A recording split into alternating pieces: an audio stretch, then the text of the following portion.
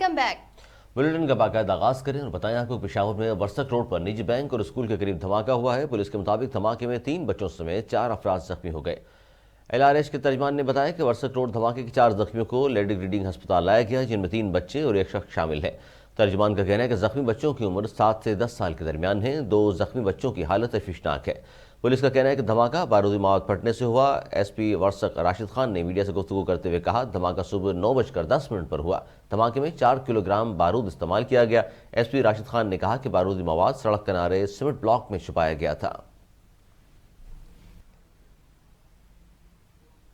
اسرائیل کی وحشیانہ بربریت تھم نہ سکی۔ اسرائیلی فوج کی غزہ میں 2 اسکولوں پر بمباری سے 50 فلسطینی شہید اور متعدد زخمی ہو گئے۔ عرب میڈیا کے مطابق اسرائیل نے زمینی حملوں کا دائرہ جنوبی غزہ تک بڑھا دیا۔ اسرائیلی فوج نے خان یونس خالی کرنے کا الٹیمیٹم دیتے ہوئے ٹینک، بختر بند گاڑیاں اور بلڈوزر خان یونس پہنچا دیے۔ اسرائیلی فورسز نے غزہ کی فائبر روٹس کاٹ دی، جس کے باعث غزہ میں موبائل اور انٹرنیٹ اور لینڈ لائن سروسز معطل ہو گئیں۔ غزہ کی وزارت صحت کا کہنا ہے کہ گزشتہ 24 گھنٹوں میں اسرائیلی فورسز کے حملوں میں 700 فلسطینی شہید ہو گئے۔ دوسری جانب حماس کے القسام بریگیڈیئرز نے 24 گھنٹوں میں اسرائیلی فوج کی 28 گاڑیوں کو تباہ کرنے اور جھڑپوں میں اسرائیلی فوجی ہلاک کرنے کا دعویٰ کیا ہے۔ اکتوبر 7 سے غزہ میں جاری اسرائیلی حملوں میں اب تک 16,000 فلسطینی شہید ہو چکے ہیں۔ ڈسٹرکٹ اینڈ سیشن کورٹ اسلام آباد میں سابق چیئرمین PTI اور بشرا بیوی کے خلاف غیر شرعی نکاح کیس کے 4 گواہان بیان کلمند ہو گئے ہیں۔ غیر شرعی نکاح کیس کی سماعت سول جج قدرت اللہ نے کی۔ کیس کے گواہ محمد لطیف نے بیان کلمند کراتے ہوئے کہا کہ سابق چیئرمین PTI بشرا بیوی کے گھر آتے تھے اور بشرا بیوی کے ساتھ کمرے میں چلے جاتے تھے۔ محمد لطیف نے کہا کہ میں بشرا بیوی کے کمرے میں جاتا تھا تو سابق چیئرمین PTI مجھے گالیاں دیتے تھے، مجھے دونوں کہتے تھے کمرے سے باہر چلے جاؤ۔ محمد لطیف نے بیان درخواست گزار وکیل رضوان عباسی کی موجودگی میں کلمند کرایا۔ سول جج قدرت اللہ نے گواہ سے استفسار کیا کہ کیا آپ اتنا رو رو کر کمزور ہو گئے ہیں؟ کیا سابق چیئرمین PTI اور بشرا بیوی آپ کو کمرے میں ساتھ بٹھاتے تھے؟ گواہ محمد لطیف نے کہا کہ مجھے سابق چیئرمین PTI اور بشرا بیوی کمرے میں ساتھ نہیں بٹھاتے تھے، مجھے خاور مانیکا کہتے تھے، جا کر انہیں دیکھو۔ بعد ازاں عدالت نے کیس کی قابل سماعت ہونے یا نہ ہونے پر دلائل طلب کر لی اور سماعت 8 دسمبر تک ملتوی کر دی۔ امریکی جیل میں قید ڈاکٹر عافیہ کو کم از کم 2 بار جنسی زیادتی کا نشانہ بنائے جانے کا انکشاف ہوا ہے۔ یہ انکشاف عافیہ صدیقی کے وکیل کلائیو اسٹیفرڈ کی جانب سے کیا گیا، جن کا کہنا ہے کہ حکومت پاکستان ڈاکٹر عافیہ سے 2 بار جنسی زیادتی کے واقعات سے آگاہ ہے۔ ڈاکٹر عافیہ کے وکیل کلائیو اسٹیفرڈ اسمتھ نے کہا کہ مجھے ڈاکٹر عافیہ نے جنسی زیادتی کا بتایا، جس کے بعد یہ شکایت داخل کی گئی۔ کلائیو اسٹیورٹ نے کہا کہ بگرام جیل میں بھی ڈاکٹر عافیہ سے جنسی زیادتی کی گئی تھی۔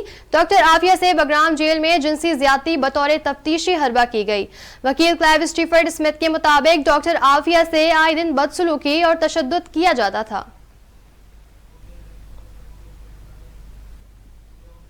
دبئی ایکسپو میں ماحولیات پر جاری عالمی کانفرنس COP28 میں پاکستان نے ایک اور اعزاز اپنے نام کر لیا۔ بلوچستان کی ڈاکٹر عالیہ حیدر نے front line climate health award جیت لیا۔ ڈاکٹر عالیہ نے 2022 میں سندھ، بلوچستان اور پنجاب کے سیلاب زدہ علاقوں میں فری میڈیکل کیمپس لگائے، سیلاب متاثرین کو مفت طبی سہولیات فراہم کی۔ ڈاکٹر عالیہ کو ایوارڈ ان کی خدمات کے اعتراف میں دیا گیا ہے۔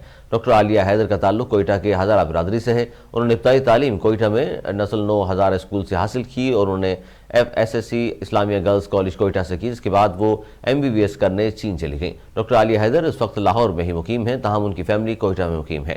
ان کی ایک بہن جلیلیہ حیدر معروف وکیل، سماجی اور انسانی حقوق کی سرگرم کارکن ہیں۔ پاک بھارت کی 1971 کی جنگ میں شہید میجر محمد اکرم کا 52واں یوم شہادت منایا جا رہا ہے۔ ISPR کے مطابق جنگ کے ہیرو میجر محمد اکرم کی افواج Pakistan chairman joint chief of staff committee اور سروس چیف کی جانب سے خراج عقیدت پیش کیا گیا۔ ISPR کا کہنا ہے کہ میجر محمد اکرم شہید نے 1971 کی جنگ میں دشمن کے حملوں کو پسپا کیا۔ میجر محمد اکرم شہید کی شاندار مزاحمت نے بھارتی فوج کو قبضہ نہیں کرنے دیا۔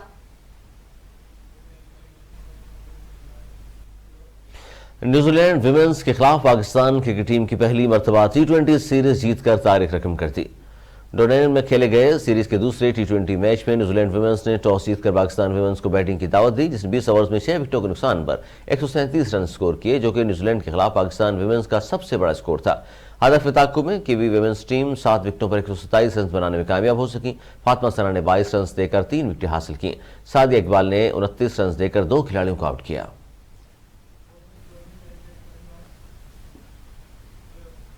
نیوز اسٹوڈیو سے فی الحال اتنا ہی۔ مزید نیوز اور اپڈیٹس کے لیے دیکھتے رہیے اردو نیوز نیٹ ورک۔